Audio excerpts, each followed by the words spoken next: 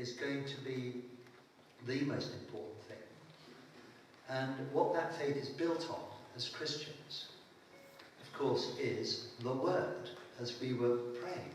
The Word comes before the prayer. And of course the Word is Jesus, as we know.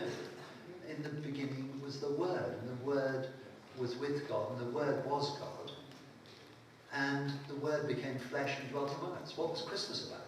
Did you get that?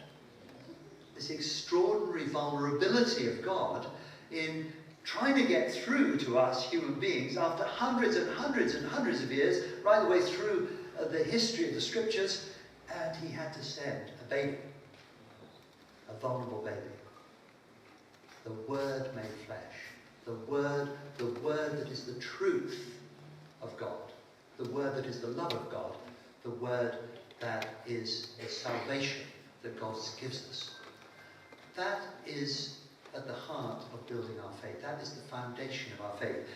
If we're going to get this right, we're going to have to go on keeping coming back to Jesus not just as the baby, just as this period of our church year reveals to us people thinking, hey, what is this baby? What's going on?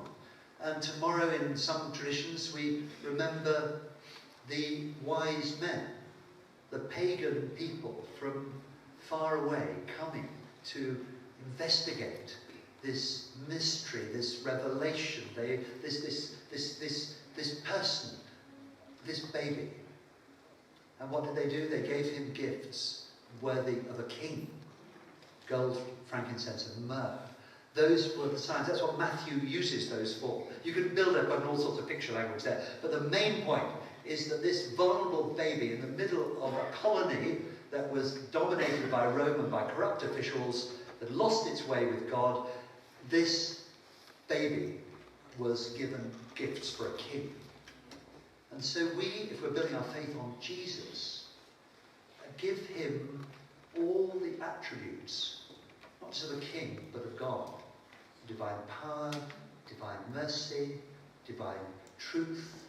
And we can find right the way through our New Testament, and this is vital for our building up our faith this year, by rereading our scriptures, we see that as the first Christian teachers, the first missionaries, started to explain, not just to Jewish people, but to the whole world, what God's plan was in revealing himself in a vulnerable baby, a human being, who grew up to teach, to live, to die, and to be raised again, that this was God's ultimate revelation of himself in these days.